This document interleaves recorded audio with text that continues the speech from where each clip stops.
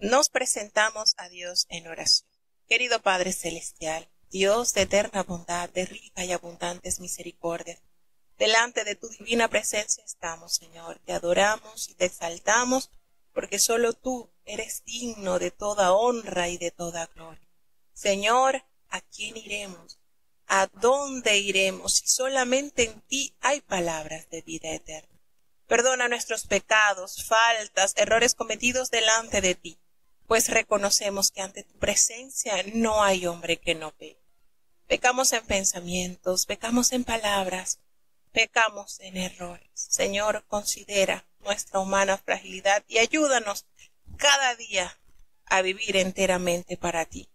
Padre, te presentamos cada uno de los hermanos que ya están con nosotros conectados desde los distintos países. Permite que hasta ellos tu gracia, tu misericordia les acompañe. Que en este tiempo de tu palabras, tu Espíritu Santo nos guíe a toda verdad. Que podamos atesorar tu palabra, Señor, como lo más grande que el ser humano pueda reconocer, tu voluntad. Ayúdanos, Señor. Bendice a tus hijos en este día. Ten misericordia, Padre, que nuestras mentes, nuestros corazones, nuestras manos estén dispuestos para entender, para amar y para hacer tu voluntad. Quédate con nosotros, Señor, te necesitamos. En el dulce nombre de Jesús, te lo he suplicado y en él te doy las gracias. Amén. Bueno, vamos entonces a iniciar con la lectura de los capítulos en este día 10, 11 y 12. De esa manera estamos al día con los capítulos diarios, pues hemos leído dos adelantaditos. Así que vamos entonces preparándonos ya para elevarnos a través de las páginas bíblicas.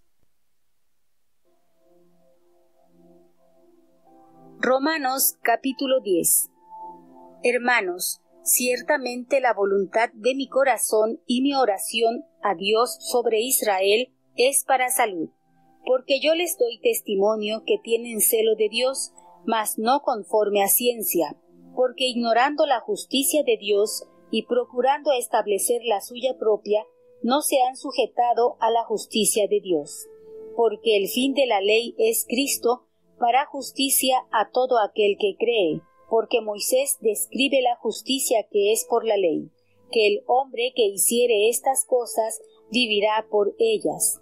Mas la justicia que es por la fe dice así: no digas en tu corazón, ¿quién subirá al cielo?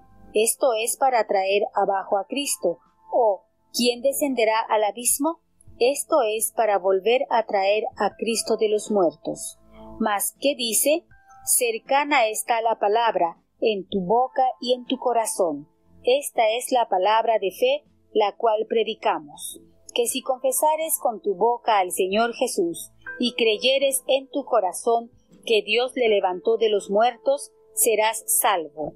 Porque con el corazón se cree para justicia, mas con la boca se hace confesión para salud. Porque la Escritura dice: todo aquel que en él creyere no será avergonzado. Porque no hay diferencia de judío y de griego, porque el mismo que es Señor de todos, rico es para con todos los que le invocan. Porque todo aquel que invocare el nombre del Señor será salvo. ¿Cómo pues invocarán a aquel en el cual no han creído?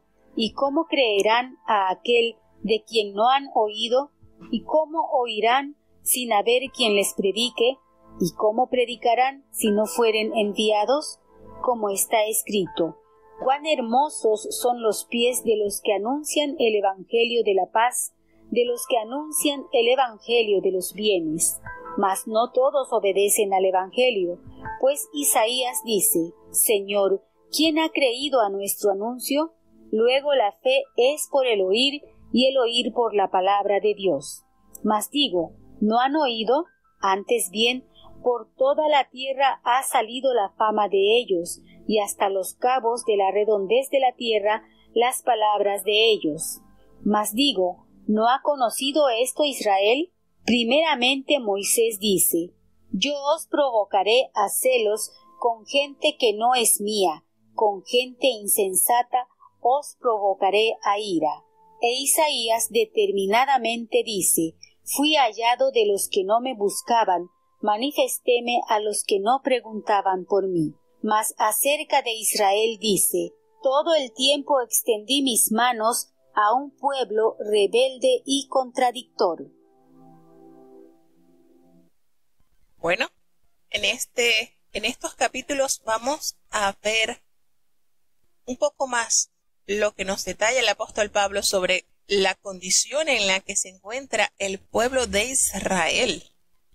Israel necesita abrazar el evangelio de Cristo, sin duda alguna.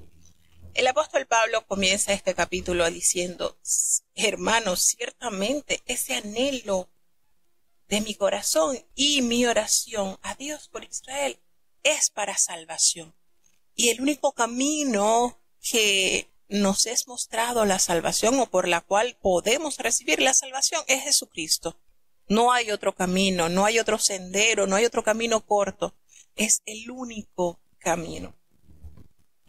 Y él expresa que daba su testimonio de que ellos tienen celo de Dios, pero no conforme a ciencia. Es decir, no está certero ese celo. Y hace referencia pues que ellos, ignorando la justicia de Dios y procurando establecer la suya propia, no se han sujetado a la justicia de Dios. Es decir, se impone lo humano, se impone lo terrestre. La justicia de Dios, esto es, estar en paz con el Señor. Y esto viene únicamente, no hay otra forma de adquirirlo, a través de la fe en Cristo Jesús. Entonces, algunos consideran que Cristo es el fin de la ley, en el sentido de que Él constituye la meta y representa la consumación de esta. Sin embargo, la ley se refiere aquí al sistema de obtener la justificación por nuestros esfuerzos. Cristo es ciertamente la realización perfecta de todo lo que pide la ley, pero también el fin de la ley como vía de alcanzar la justicia para todo aquel que cree. De ahí que Pablo haga énfasis entonces en la suficiencia de la fe para recibir la justicia de Dios, porque al llenar los requerimientos de la ley, Cristo satisfizo sus reclamos. Y este versículo no significa que un cristiano debe ignorar las normas morales o los mandamientos de Dios. No nos confundamos. No podemos entrar en debate si un hijo de Dios debe estar conforme a la ley de Dios. No. ¿Será o no será? Pero es que el Romano nos dice que el fin de la ley es Cristo, ya hasta Cristo. Y si yo creo en Cristo, pues yo no tengo por qué sujetarme a la ley. Mentira del diablo. ¿Ok? Recordemos siempre eso que revela la palabra de Dios en el libro de Apocalipsis. Aquellos que estaban allí en esa gran multitud de personas. Hace referencia, aquí está la paciencia de los santos.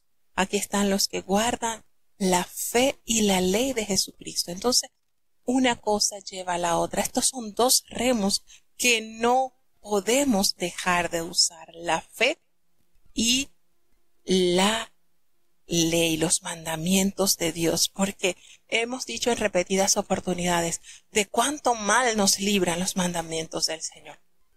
Los mandamientos pasan a ser como cuando usted está conduciendo y usted se fija en cada uno de estos anuncios que nos dicen: reduzca la velocidad, curva peligrosa, no corra a más de 80 kilómetros por hora. Son esas normas que nos permiten dirigirnos hacia el camino de la eternidad sin riesgo a tener un accidente. ¿Qué pasaría si usted ignorase todos estos mandamientos?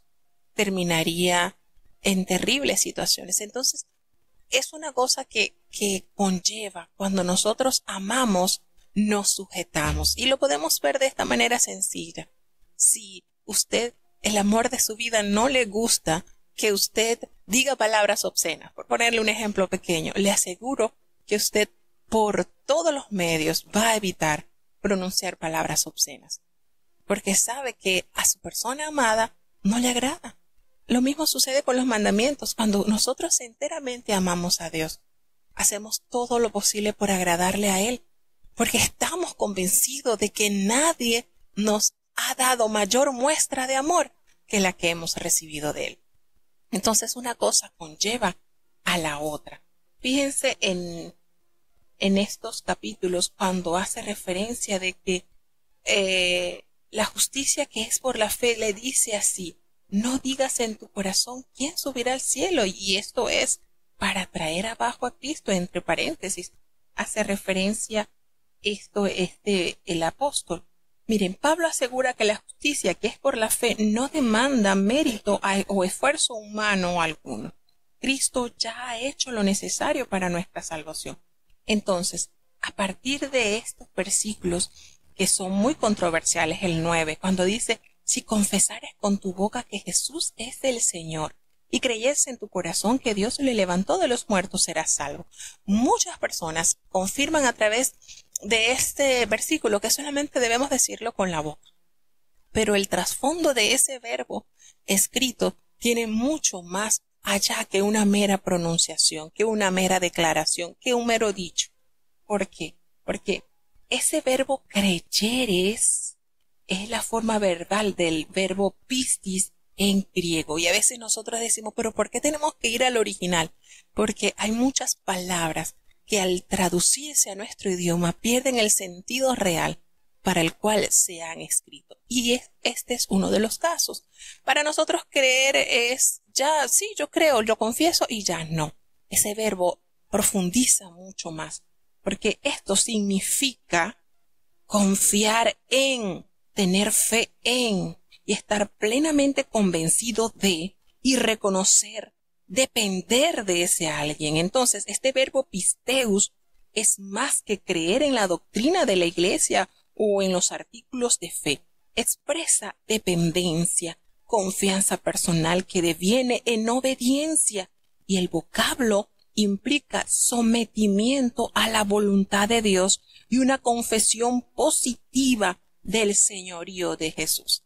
Entonces, a andar en ella, cuando nos hace referencia, porque con el corazón se cree para justicia, pero con la boca se confiesa para salvación, y continuar en la fe tal como empezamos a andar en ella, esta confesión de fe. Aquí está la lección más relevante sobre la importancia y el poder de la confesión de la fe que se puede hallar en todas las escrituras. El principio de la fe se establece desde el comienzo mismo de nuestra vida en Cristo, y exactamente igual o como la salvación, la obra justa de Dios en nuestro favor, se confirma por el creer del corazón y la pública confesión de nuestra fe, así también su continua manifestación en nuestras vidas. Y la palabra confesar, del griego homologeos, tiene la connotación de una responsable declaración pública por la cual se establece una relación legal mediante un contrato. Por nuestra parte, con nuestra palabra contratamos la salvación que por su parte Dios ha proporcionado mediante la obra y el poder de Cristo. Y esto es un principio en la vida. Con este espíritu de fe salvadora, crezcamos en una fe activa, creyendo en el gran poder de Dios para suplir todas nuestras necesidades, proclamando con nuestros labios lo que nuestros corazones reciben y creen de las muchas promesas de su palabra. Aceptemos los contratos de Dios para toda nuestra necesidad, dotándolos con la confesión de nuestra creencia tal como cuando fuimos salvos. Entonces no es un mero pronunciamiento, abarca nuestro cambio de actitud hacia lo que Dios nos ha ofrecido y lo que nosotros hemos aceptado.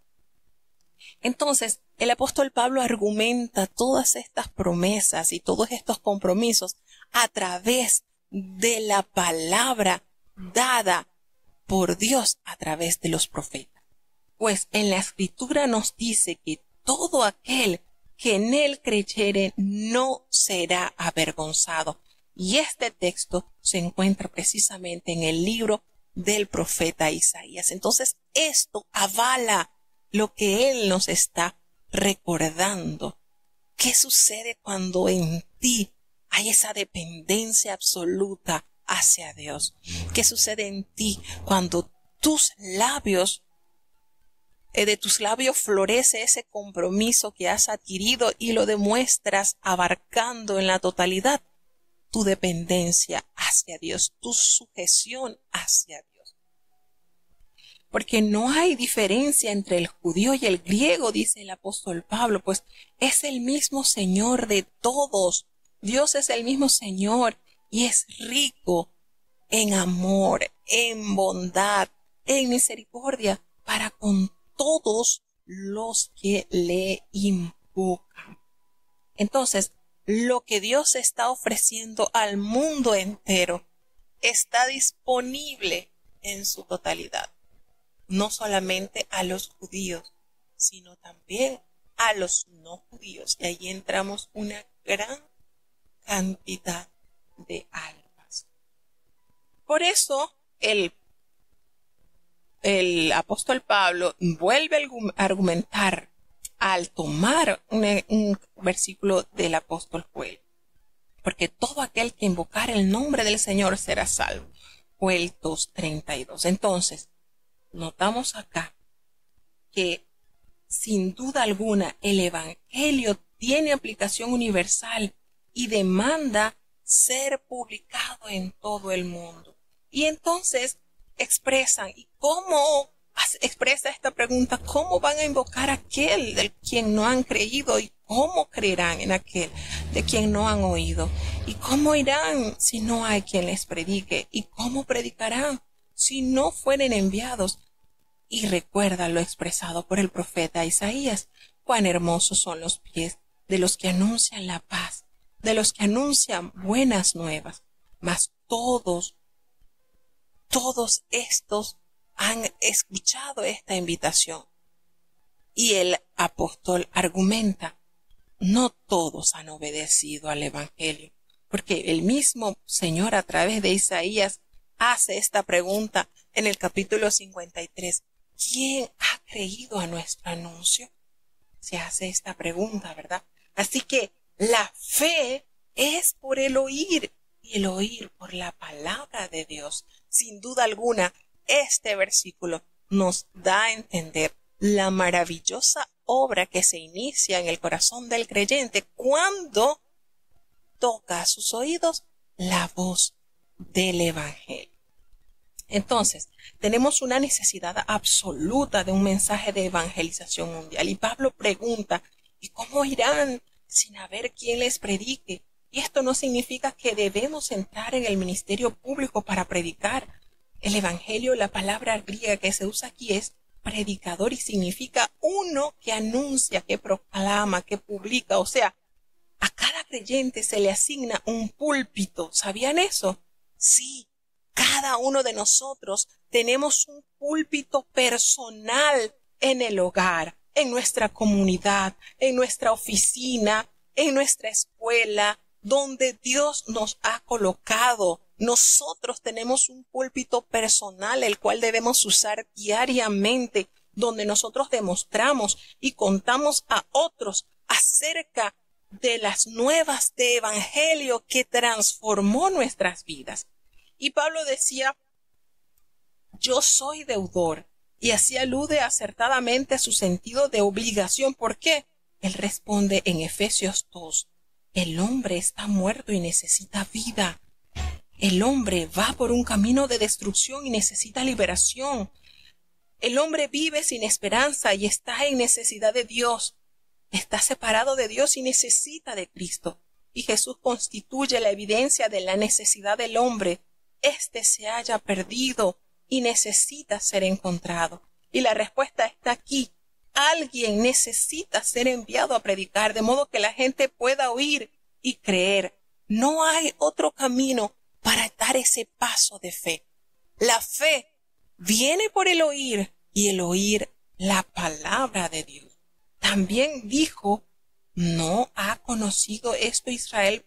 Sí, primeramente Moisés dice, yo os provocaré a celos de un pueblo que no es pueblo. Con pueblo insensato os provocaré a ira. Y esto lo dice el libro de Deuteronomio. Y en Isaías dice, fui hallado de los que no me buscaban y me manifesté a los que no preguntaban por mí. Isaías 65:1. Pero ¿qué pasa acerca de Israel? ¿Qué dice el Señor acerca de Israel? Mire, Israel no puede invocar ignorancia sobre el Evangelio, ni que Dios haya sido injusto con él. Como normalmente operan las cosas de Dios, la gente no llega a la fe a menos que lea la Biblia o alguien le hable del mensaje del Evangelio que ella contiene según la palabra de Dios, y el Espíritu Santo usualmente despierta una respuesta de fe dentro de nosotros, y es la confiabilidad de esta palabra en la que hacemos descansar nuestra fe.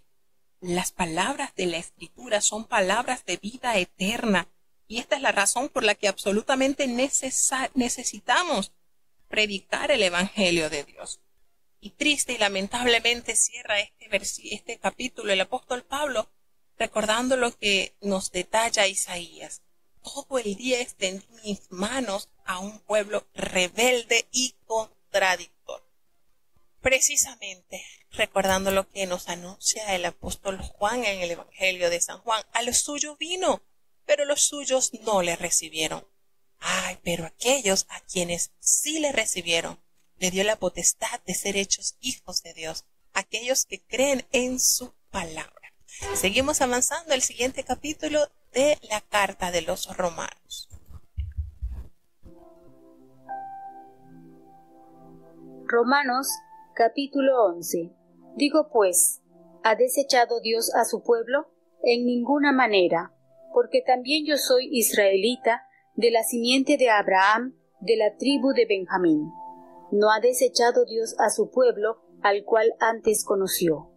¿O no sabéis qué dice de Elías la Escritura? Como hablando con Dios contra Israel, dice, Señor, a tus profetas han muerto, y tus altares han derruido, y yo he quedado solo, y procuran matarme. ¿Mas qué le dice la divina respuesta? He dejado para mí 7,000 hombres que no han doblado la rodilla delante de Baal. Así también, aun en este tiempo, han quedado reliquias por la elección de gracia. Y si por gracia, luego no por las obras. De otra manera la gracia ya no es gracia. Y si por las obras ya no es gracia, de otra manera la obra ya no es obra. ¿Qué pues? Lo que buscaba Israel, aquello no ha alcanzado, mas la elección lo ha alcanzado, y los demás fueron endurecidos. Como está escrito, dióles Dios espíritu de remordimiento, ojos con que no vean y oídos con que no oigan, hasta el día de hoy. Y David dice, séales vuelta su mesa en lazo y en red y en tropezadero y en paga. Sus ojos sean obscurecidos para que no vean, y agóbiales siempre el espinazo. Digo pues, ¿han tropezado para que cayesen? En ninguna manera, mas por el tropiezo de ellos vino la salud a los gentiles, para que fuesen provocados a celos. Y si la falta de ellos es la riqueza del mundo, y el menoscabo de ellos la riqueza de los gentiles, ¿cuánto más el henchimiento de ellos? Porque a vosotros hablo, gentiles, por cuanto pues yo soy apóstol de los gentiles, mi ministerio honro, por si en alguna manera provocase a celos a mi carne, e hiciese salvos a algunos de ellos. Porque si el extrañamiento de ellos es la reconciliación del mundo, ¿qué será el recibimiento de ellos sino vida de los muertos? Y si el primer fruto es santo, también lo es el todo. Y si la raíz es santa, también lo son las ramas. Que si algunas de las ramas fueron quebradas, y tú, siendo acebuche, has sido ingerido en lugar de ellas, y has sido hecho participante de la raíz y de la grosura de la oliva, no te jactes contra las ramas, y si te jactas, sabe que no sustentas tú a la raíz, sino la raíz a ti. Pues las ramas, dirás, fueron quebradas para que yo fuese ingerido. Bien, por su incredulidad fueron quebradas, mas tú por la fe estás en pie. No te ensoberbezcas, antes teme, que si Dios no perdonó a las ramas naturales, a ti tampoco no perdone. Mira pues la bondad y la severidad de Dios. La severidad ciertamente en los que cayeron, mas la bondad para contigo si permanecieres en la bondad, pues de otra manera tú también serás cortado. Y aun ellos, si no permanecieren en incredulidad, serán ingeridos, que poderoso es Dios para volverlos a ingerir. Porque si tú eres cortado del natural acebuche, y contra natura fuiste ingerido en la buena oliva, cuánto más estos, que son las ramas naturales, serán ingeridos en su oliva. Porque no quiero, hermanos, que ignoréis este misterio, para que no seáis acerca de vosotros mismos arrogantes, que el endurecimiento en parte ha acontecido en Israel hasta que haya entrado la plenitud de los gentiles. Y luego todo Israel será salvo, como está escrito: vendrá de Sión el libertador, que quitará de Jacob la impiedad, y este es mi pacto con ellos cuando quitare sus pecados. Así que, cuanto al Evangelio, son enemigos por causa de vosotros, mas cuanto a la elección, son muy amados por causa de los padres, porque sin arrepentimiento son las mercedes y la vocación de Dios.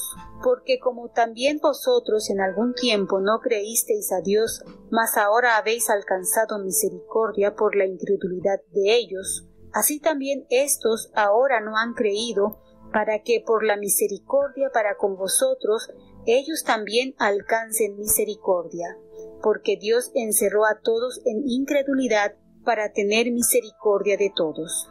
Oh profundidad de las riquezas, de la sabiduría y de la ciencia de Dios, cuán incomprensibles son sus juicios e inescrutables sus caminos. Porque ¿quién entendió la mente del Señor, o quién fue su consejero, o quién le dio a él primero para que le sea pagado? Porque de él, y por él, y en él son todas las cosas. A él sea gloria por los siglos. Amén. Bueno, y fíjense que hay algo maravilloso de las cartas del apóstol Pablo, y es que cuando pensamos que ya está por concluido un punto, en el siguiente capítulo se expresa con mayor detenimiento la explicación. Entonces, fíjense que nosotros podemos haber leído solamente el capítulo 10 y decimos, bueno, Israel está calificado enteramente como un pueblo rebelde y desobediente, contradictor, ya no tiene solución. Pero cuando entramos a la lectura del capítulo 11 nos damos cuenta de lo que el apóstol Pablo nos detalla con mayor exactitud. Entonces él pregunta, ¿ha desechado Dios a su pueblo? Porque realmente si nosotros hubiésemos recibido la epístola del apóstol a los romanos hasta el capítulo 10, indiscutiblemente decimos, bueno, sí, definitivamente ya Israel no tiene solución. Pero aquí están las respuestas claras. ¿Cuál es la respuesta? En ninguna manera el Señor no ha desechado a su pueblo, no, sino que él expresa, y la evidencia es que yo soy israelita y aquí estoy delante de la gracia de Dios, recibiendo esa bondad de la salvación. Yo soy israelita, yo soy descendiente de Abraham, de la tribu de Benjamín. No ha desechado Dios a su pueblo, no, el cual antes él conoció. ¿No sabéis lo que le dijo Dios a Elías cuando estaba atravesando esa terrible situación? Cuando Israel estaba sumergido en la más profunda idolatría a causa del mal gobierno de sus reyes, cuando estaba ya tan decepcionado Elías y decidió esconderse en una cueva y pedía morir. ¿Cuál fue la respuesta divina del Señor? Yo me he reservado 7,000 rodillas que no han doblado, no han besado a Baal. Y esto el apóstol Pablo lo saca de la historia para decir, Al igual que en los tiempos de Elías, cuando la nación está sumergida en el error, habrá siempre un pequeño remanente que el Señor guardará, que el Señor protegerá y servirán como la evidencia clara de la fidelidad del pacto de Dios con su pueblo. Entonces, Él saca de la historia esta experiencia vivida por el profeta para decirle que así como el Señor en tiempo antiguo siempre preservó una pequeña manada, un pequeño grupo que perseveró en amar a Dios y demostrárselo por medio de su vida. Porque a diferencia del resto de los israelitas, estos 7,000 hombres no habían claudicado ante la idolatría, habían mantenido su postura de santidad en medio de la adversidad. Entonces, notamos esta gran referencia que nos da el apóstol Pablo. Pablo se señala a sí mismo como un ejemplo del hecho de que hay un remanente de Israel que ha sido salvo. Y bueno, Israel alude aquí a la mayoría que es judía desde el punto de vista étnico, incluyendo su liderazgo reconocido y habiendo fallado en obtener una correcta relación con Dios por sus propios esfuerzos. Se endurecieron. La incredulidad persistente y obstinada hizo caer la justicia de Dios sobre ellos.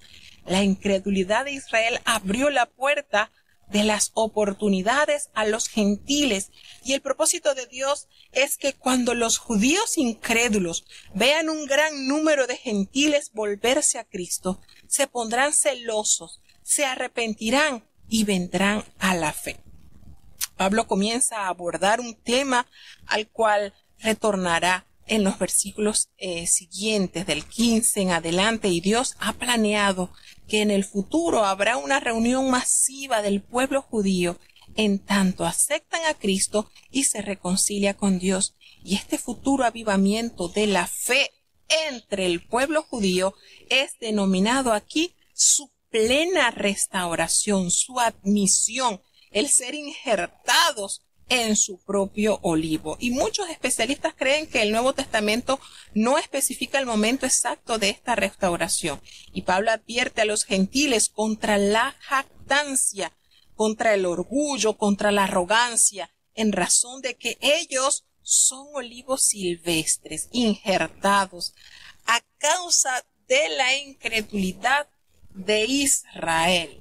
Entonces, él detalla de esta manera, con este ejemplo, cómo en este capítulo el apóstol Pablo toma esta alegoría de reconocer que los gentiles pasan a ser injertos, pasan a ser allí puestos, pero el hecho de que el Señor haya desgajado las ramas originales, eso no nos debe jactar a nosotros decir, bueno, nosotros sí y ustedes no. No. Fíjense la manera en que el apóstol Pablo usa estas dos maneras. Con qué manera tan especial él detalla la condición del pueblo. Pero él hace referencia, no te jactes contra las ramas. Y si te jactas, sabes que tú no sustentas a la raíz, sino la raíz te sustenta a ti. Porque las ramas dirás, bueno, fueron desgajadas para que yo fuese injertado. Sí, es cierto, por su incredulidad fueron desgajadas, pero tú por la fe estás en pie, así que no te ensoberbezcas, sino teme. ¿Y por qué le dice así? Bueno, y aquí le alega, porque si Dios en su justicia no perdonó a las ramas naturales, pues a ti tampoco te va a perdonar. Así que miren la bondad y la severidad de Dios, la severidad ciertamente para con los que cayeron, pero aquella bondad para contigo. Y aquí está el secreto. Si permaneces en esa bondad, si permaneces en esa bondad, pues de otra manera, tú también serás cortado. Así que esto es para que meditemos en la grandeza de Dios, en la bondad del Señor, para que veamos la iglesia y el Israel de hoy. Sí, bueno, si bien es cierto que en lo fundamental existen dos diferentes posiciones proféticas acerca del futuro de Israel, hay solamente un punto de vista bíblico con respecto a la actitud del cristianismo hacia el pueblo judío. Y es que la Biblia nos llama a honrar el hecho de que, habiendo sido ellos el instrumento nacional por medio del cual la bendición mesiánica vino a la humanidad, porque la salud viene de los judíos. Y entonces nosotros estamos llamados a bendecir a toda la nación judía, a orar con pasión sincera a favor de ellos. Y debemos estar listos para dar testimonio a cualquier judío con tanta espontaneidad y sencillez como lo haríamos ante cualquier otro ser humano. Y nosotros tenemos que entender que estamos nosotros como hijos adoptados. Estamos allí como los que han alcanzado la misericordia, pero ellos son el linaje, la raíz, como lo expone acá el apóstol Pablo. Entonces, el apóstol Pablo dice, no quiero, hermanos, que ignoréis este misterio, para que no seáis arrogantes en cuanto a vosotros mismos, que ha acontecido a Israel este endurecimiento. Y este endurecimiento, esta callosidad quizás producida, y la palabra de un término médico que describe el proceso por el cual las extremidades de huesos fracturados se fijan mediante una osificación o una callosidad petrificada. Y algunas veces se refiere a una sustancia dura en el ojo que los ciega. Si se la usa metafóricamente, esta sería porosis, que sugiere insensibilidad o ausencia de percepción espiritual. En pocas palabras, hermanos, lo que el apóstol Pablo no está diciendo del pueblo de Israel es esa ceguera espiritual, ese rechazo de Israel. Recordemos que es temporal hasta que todos los que van a ser salvos entre los gentiles depositen su confianza en Cristo. Entonces, la salvación vendrá a un mayor número de judíos, de la misma manera que ha sucedido con otros pueblos a través de los siglos, y una respuesta de fe a la predicación del Evangelio de Cristo. Y luego, esto es, de esta manera, de la forma que se ha dicho, todo Israel, no significa que todo judío que haya vivido será salvo, ¿ok? Porque Pablo no enseña eso. La frase debe ser entendida igual que la plenitud de los gentiles. Pablo está haciendo, pues, en este sentido colectivo, que habrá un poderoso giro de parte de los judíos hacia Cristo. Aunque muchos especialistas creen que el Nuevo Testamento no especifica el momento de la reunión de Israel, otros ven aquí una posible referencia a la declaración de Pablo. Vendrá el libertador. Apoyándose en esta última interpretación, descubren en esta cita de Isaías una referencia al regreso de Cristo. De ahí que muchos judíos, al ver y escuchar la verdad del Evangelio durante la gran tribulación, aceptarán al Mesías a su regreso. Recordemos algo, hermanos. Dios es fiel a las promesas del pacto que dio a los padres y la cumplirá, la palabra, porque nosotros no podemos decir, es que el Señor algunas promesas cumplirá, otras no. El Señor cumplirá a totalidad sus promesas y la palabra, porque muestra que Él es una razón dada para demostrar la veracidad. Mientras que hace referencia aquí de los dones y el llamamiento de Dios, alude directamente a los privilegios de Israel.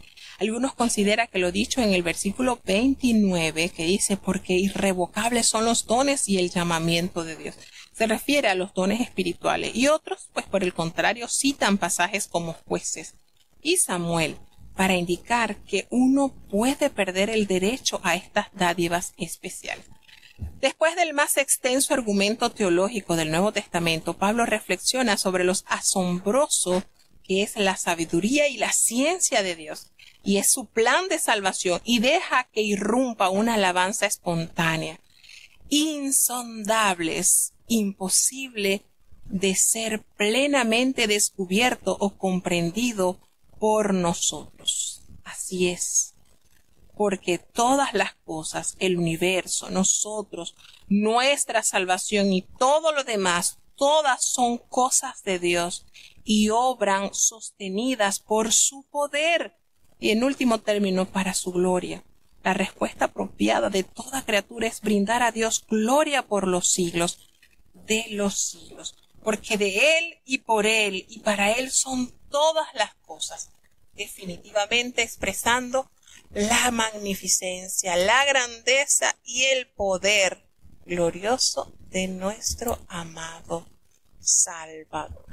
Seguimos entonces avanzando hacia el capítulo 12 del libro de la Carta de los Romanos.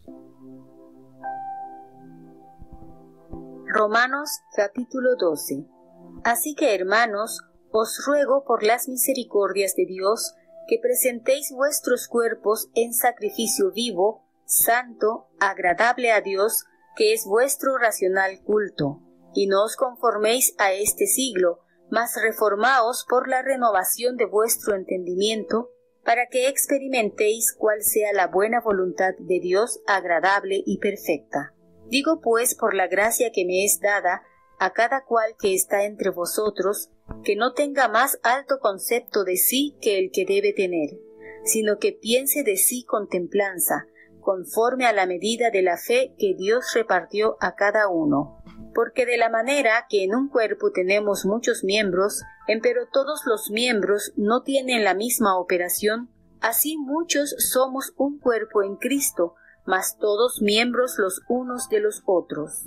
De manera que teniendo diferentes dones según la gracia que nos es dada, si el de profecía, úsese conforme a la medida de la fe, si ministerio, en servir, o el que enseña, en doctrina, el que exhorta, en exhortar, el que reparte, hágalo en simplicidad, el que preside, con solicitud, el que hace misericordia, con alegría. El amor sea sin fingimiento, aborreciendo lo malo, llegándoos a lo bueno, amándoos los unos a los otros con caridad fraternal, previniéndoos con honra los unos a los otros. En el cuidado no perezosos, ardientes en espíritu, sirviendo al Señor, gozosos en la esperanza, sufridos en la tribulación, constantes en la oración, comunicando a las necesidades de los santos, siguiendo la hospitalidad. Bendecid a los que os persiguen, bendecid y no maldigáis. Gozaos con los que se gozan, llorad con los que lloran. Unánimes entre vosotros, no altivos, mas acomodándoos a los humildes. No seáis sabios en vuestra opinión. No paguéis a nadie mal por mal. Procurad lo bueno delante de todos los hombres. Si se puede hacer cuanto está en vosotros, tened paz con todos los hombres.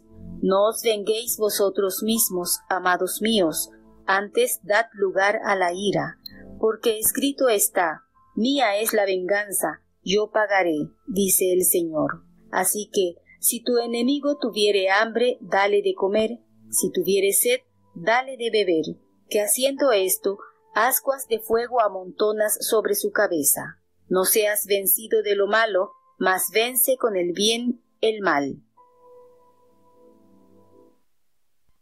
Bueno, y aquí leemos un sinfín de recomendaciones maravillosas que nos permitirán alcanzar mayor eficiencia en la vida práctica del Evangelio. Nos dice aquí en este capítulo, el capítulo 12 de la carta a los Romanos, Pablo agrega aquí explicaciones prácticas y recomendaciones personales a sus reflexiones teológicas que nos dio desde el capítulo 1 hasta el capítulo 11. Notemos cómo abordó temas a profundidad sobre la justificación, sobre la fe, sobre la adopción, temas sumamente impactantes y de mucha fe y de mucha relevancia a la vida del creyente. Ahora, en estos capítulos del 12 en adelante vamos a leer una serie de recomendaciones que si nosotros las ponemos por práctica, hermanos, nuestra vida se conducirá de mejor manera. Sin duda alguna. De hecho, el libro aquí, esta carta de los Romanos puede ser dividido en dos grandes secciones.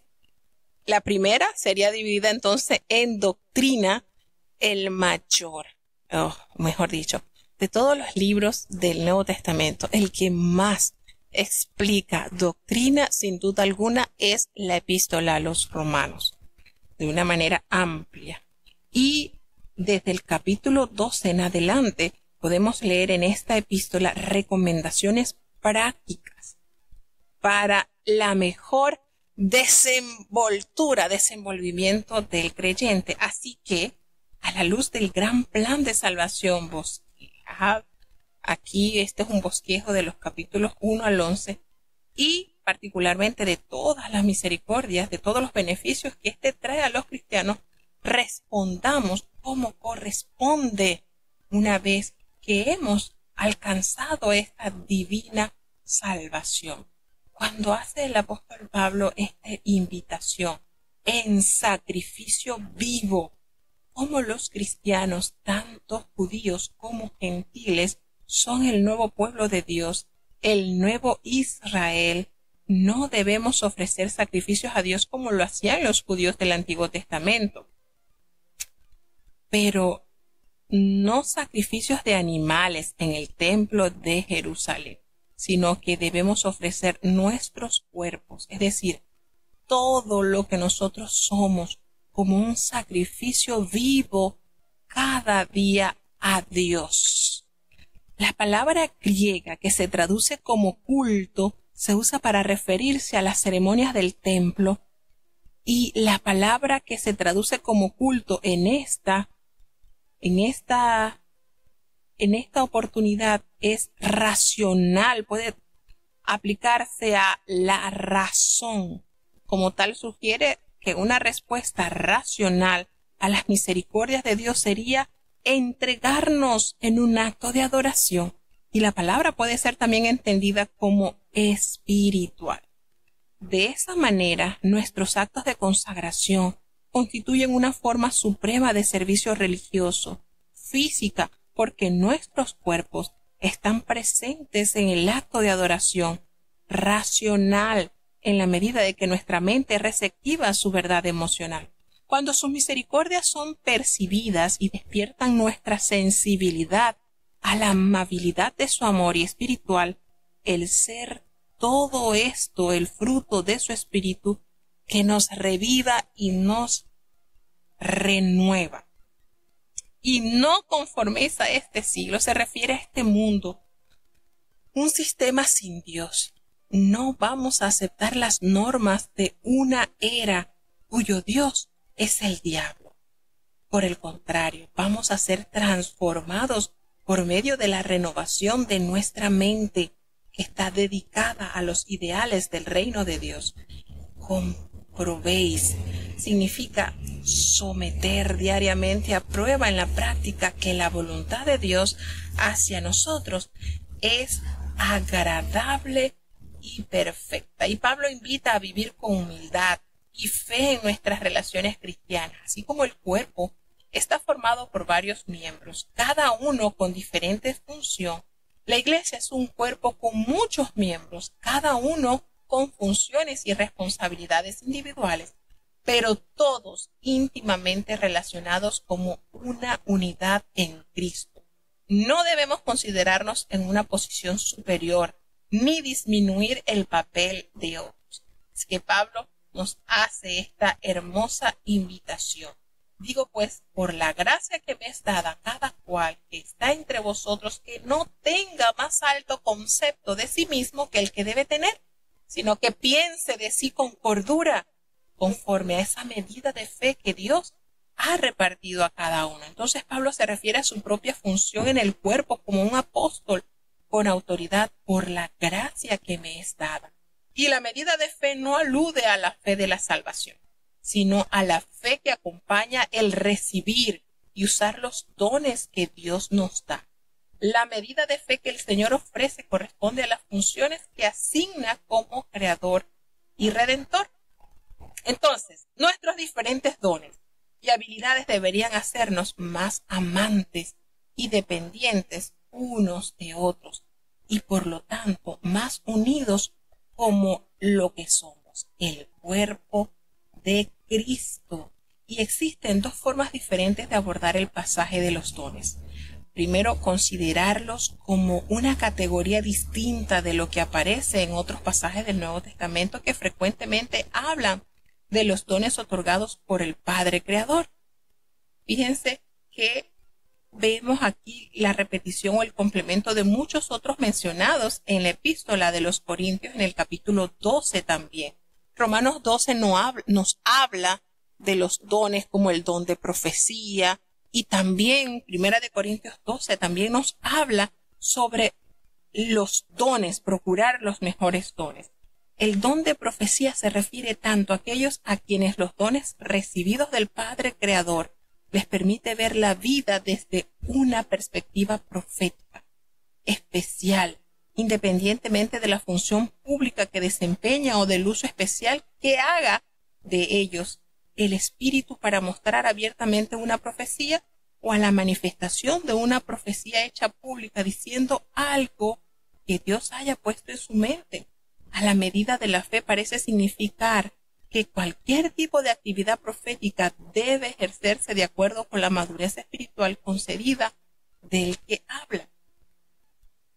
En reconocimiento de que ese don tiene su origen en Dios, por supuesto, no podemos dudar que es Dios el que ejerce en nosotros, no es nuestra capacidad. El del servicio comprende tanto aquellos cuyos dones especiales son la capacidad mejor para atender al cuerpo en sus necesidades, tanto en sus necesidades materiales como aquellos que prestan cualquier tipo de servicio a los demás en la iglesia. Así nos hace también conexión con la primera carta de los Corintios, capítulo 12, donde nos detalla sobre los dones. La enseñanza se refiere tanto a aquellos especialmente dotados para escudriñar e instruir en la verdad revelada de la palabra de Dios, independientemente de la función pública que ejerzan como los maestros profesionales. El que exhorta describe a aquellas personas cuyos dones innatos los califican para aplicar las verdades de Dios a situaciones particulares, alentando a otros o aquellos como los ministros, que han sido llamados para dedicarse por completo a la atención de la iglesia. El que repara, que no aparece en relación con Primera de Corintios o en Efesios, que también habla de los dones, se refiere a quienes están dotados para contribuir al sostén emocional o material de otros o a los dotados de abundantes medios financieros para apoyar la obra del Evangelio. El que preside se refiere a quien está dotado para orientar en todas las esferas de la vida o aquellos que tienen a su cargo funciones administrativas o posiblemente aún a los diáconos. El que hace misericordia define a quienes poseen el don de una fuente sensible o a aquellos llamados a desempeñar funciones especiales en organizaciones cristianas de asistencia y ayuda. Con alegría, alerta a quienes poseen estos dones a no dejarse dominar por la depresión o por la apatía. Entonces, notamos aquí la cantidad de dones que se van expresando. La alegría, esa gracia, ese regocijo, ese gozo, esa benevolencia, esa afabilidad, esa jovialidad. En algunas culturas primitivas, los traductores de la Biblia definen como el corazón que se está riendo y los ojos están danzando. Y la palabra se ha usado a menudo para designar el aporte alegre de aquellos que visitaban a los enfermos y de aquellos que daban limosna. La persona que exhibe esa alegría es como un rayo del sol que ilumina la habitación del enfermo con calor humano y con ese amor. Los dones del Padre para ti son colocados en la iglesia como recursos para ministrar el cuerpo donde sea más necesario. Y este pasaje que leemos despliega los dones del Padre, dados a cada persona como un medio para poder llevar su propio, ese propósito a nuestra vida. ¿Y qué dones te interesan más? ¿Qué dones te gustaría tener? ¿O qué dones tienes? Porque resulta que los dones no son nuestros. Es algo que hemos recibido de Dios. Y si los tenemos, estamos llamados a granjearlos, no a ocultarlos. Muchos tienen esa capacidad de acercarse a las personas, llevarle una palabra y son bien recibidos, mientras que otros se acercan y no tienen esa gracia. Hay personas que tienen un talento grandioso en invitar a las personas a la iglesia y acuden. Y otros que nos cansamos de invitar y nunca asisten. Y eso es de Dios. Por muy sencillito, muy quizás insignificante que uno lo vea, eso enteramente es de Dios. Entonces, el amor debe ser al principio de todo esto. El amor debe estar aquí adherido. Es el principio mentor de las relaciones cristianas. Y no solo entre los hermanos y las hermanas de la fe, sino también para con los enemigos. Pablo menciona muchos deberes cristianos específicos, pero el amor constituye la nota dominante de sus exhortaciones. Y debido a que mucha gente puede mantenerse violentamente opuesta a nosotros, hay momentos en que faltan todos los esfuerzos en favor de la paz. Sin embargo, el cristiano debe demostrar que no es responsable cuando se quiebra la paz. Por eso que el apóstol Pablo nos recomienda que, si es posible, en cuanto dependa de vosotros, estad en paz con todos los hombres. Y en vez de tomar venganza por nosotros mismos, debemos ponerlo en manos de Dios y dejar así lugar a la ira divina. En el juicio final, la venganza pertenece a Dios, o a veces en esta vida, a través de las instrumentalizaciones del poder civil. Pablo hace esta invitación cuando dice que nosotros debemos estar con diligencia, no pagando mal por mal, sino procurando siempre lo bueno delante de los hombres. Y no vengarnos, porque esto no nos va entonces a permitir ver la justicia divina de Dios ejercerse en aquel que ha obrado mal. Así que nos hace recordar este hermoso proverbio que lo vimos puesto en práctica por el profeta Eliseo, cuando aquel ejército asirio lo quería prender y él los llevó hasta Samaria y fueron alimentados. Y esto que nos recomienda el proverbista, nosotros lo vimos en técnico, ejercitado por el profeta Eliseo. Si tu enemigo tiene hambre, pues dale de comer. Y si tiene sed, también sacia su sed. ¿Por qué? Porque cuando nosotros actuamos de esa manera, ascuas de fuego amontonará sobre su cabeza. Y esto quiere decir que va a sentir vergüenza, le va a arder, le va a quitarte la vista, porque haciendo él lo malo, recibe de ti lo bueno. Y cierra con este precioso versículo que debemos de abrazarlo y practicarlo en nuestras vidas. No seas vencido de lo malo. Al contrario, estamos llamados a vencer con el bien el mal. Y amar a los que te aman es fácil. Pero Jesucristo dijo, pero vas a hacer lo mismo que hace todo el mundo. Esto es lo mismo que hace. Pero cuando tú amas al que te odia, cuando de tus brazos salen buenas acciones a aquellos que te hacen mal, entonces notarán la diferencia. Y esa diferencia es porque Dios vive y mora en tu vida. Así que de esta manera preciosa recomienda el apóstol Pablo estas sabias recomendaciones para que nosotros la podamos poner por obra. Así que bueno, vamos a tener la oración de cierre. Querido Padre Celestial, Dios de eterna bondad, de rica y abundante misericordia, delante de tu divina presencia estamos, Señor. Te adoramos y te exaltamos porque solo tú eres digno de toda honra y de toda gloria, Señor. ¿A quién iremos? ¿A dónde iremos? Si solamente en ti hay palabras de vida eterna. Gracias, Señor, por esta preciosa oportunidad que nos has concedido durante esta hora de leer tu palabra. Perdona nuestros pecados, faltas y errores cometidos delante de ti, pues reconocemos que ante tu presencia no hay hombre que no peque, Señor.